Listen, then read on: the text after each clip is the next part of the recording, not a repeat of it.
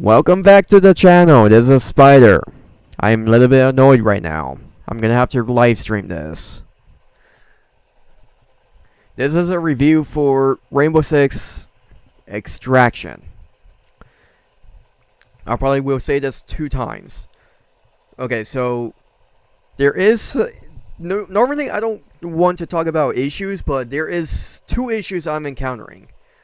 The only 2 that is not a big issue, but I would like to see fixed as soon as possible, would be uncloaking a lurker, because I can tell that's not counting. If you're playing on Alaska, there is a study called Lurker Busting, where you have to uncloak a lurker, and it's not counting whatsoever. And there's another glitch going on, which is if you're playing co-op, if you're the one that's down, you'll get revived, but then go down again, then get revived one more time to be fully back up. Besides those issues, let's continue. Gonna start this video by saying, once you start playing for the first time, do not, I repeat, do not try to return to menu. From the pause menu, you will lose whatever operator from 100 HP to 0 HP that fast. For anyone that's playing solo, basically I'm a solo player, this might be for solo, more mainly meant for solos. You're gonna have a hard time. Basically all you should do is just get used to the enemies, get used to the objectives, the whole map layout. You'll be fine. But as well, if you're playing solo, definitely avoid these kind of issues. Hunt, sabotage, and rescue. Rescue can be a 50-50 for wherever the enemies is placed. Because if they spot you, they will attack the hostage. Basically. Once you start taking damage by the enemies, your operator will keep that health for the next mission until you use a different character. If you use a different character, you'll start getting your HP back. But if your HP is around 5 to 10, it will be inactive until you complete the objective. If you complete a certain amount of objective, your character will be active again. 2 things to keep in mind. Keep an eye on your drone's battery, and keep an eye on the mission's timer. But first, let's go through the drone's battery. If you toss it out of the map, and it just explodes, or if you let it drain out completely, you're gonna have to wait 30 seconds. But you can, to avoid that, to keep the instant charge, where you can keep using it over and over, you're gonna want to recall drone. If you're playing on the console, that is right D-pad. Now for the mission's timer. For each subzone, you're gonna have to complete it within 15 minutes. But each time you go into the next subzone, you only go to subzone twice, you get 15 minutes back. So let's say you're in it got 5 minutes left. If you go into the next subzone, you'll go back to 15. Would be nice if it would add more time to your next objective. That would be nice. You can go stealth, you could go loud. Personally, if you're playing solo on higher difficulty, definitely go silent. The best character to choose for silenced weapons, which is both primary and secondary you want, would be Ela, IQ, Finka, and Lion. You might have to unlock more to get the rest, but I'm going to start with these ones first, because these are the ones you unlock almost immediately. These are the easier ones. If you're playing, let's say,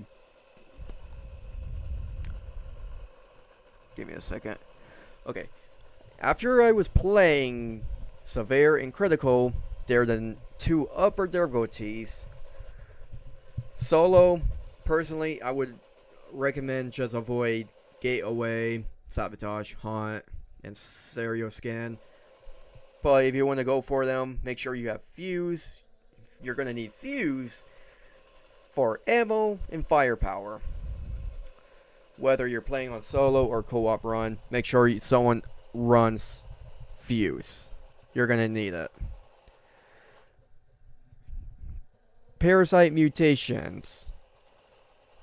They are, depending on which one they are, they can be hard.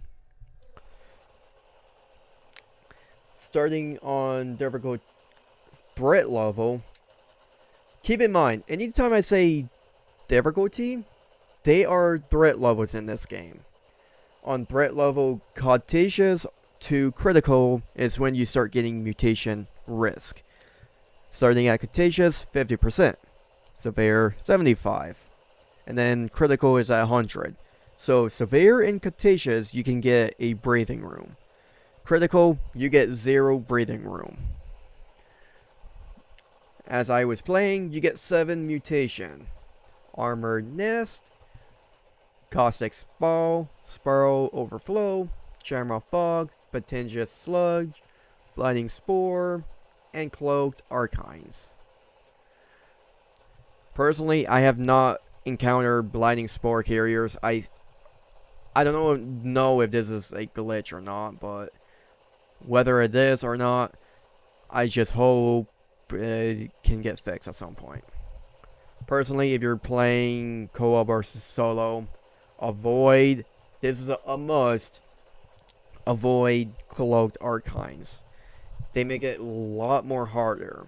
They don't get pinged, they don't get seen whatsoever. Now, the enemies you're going to face are, here's the names for the enemies you're facing. Grunt, Bloater, Breacher, Spiker,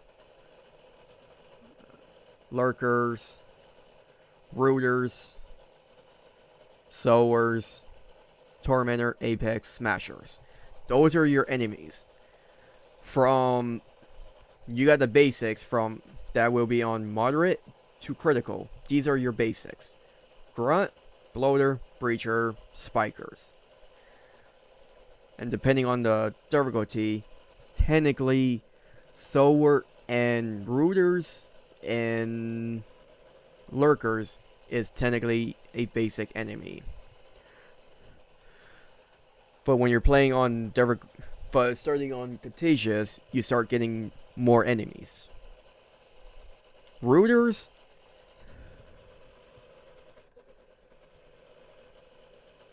Sowers, and Lurkers.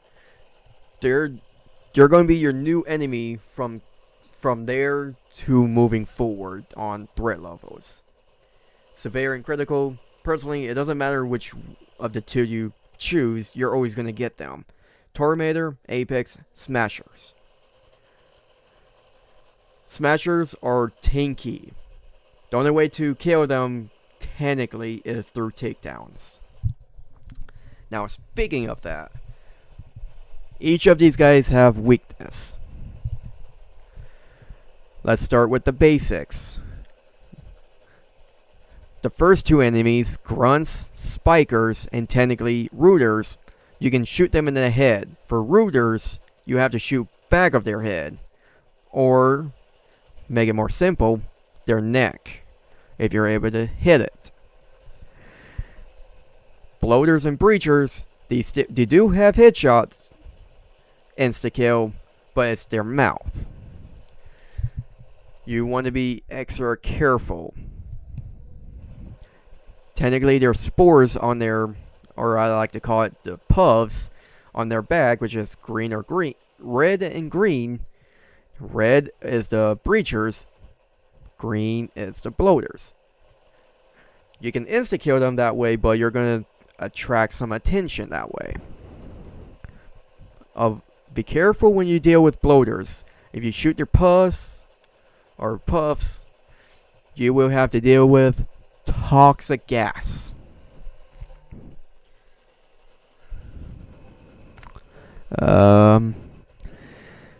Now for lurkers, you can still technically headshot too. I completely forgot about that one. Lurkers you can kill from their head, as long as you can see it. Sowers, their weakness is their stomach, or I like to call it the crotch. I don't care what you guys like to call it. Their Smashers has a weakness, which is on its back, but for insta-killing Smashers and Tormentors, the best way is through takedowns.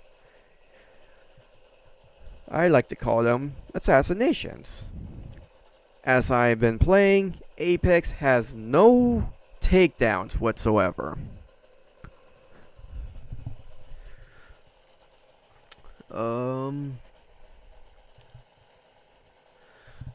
When you're facing enemies, if you're going to headshot them, take your time. Be efficient.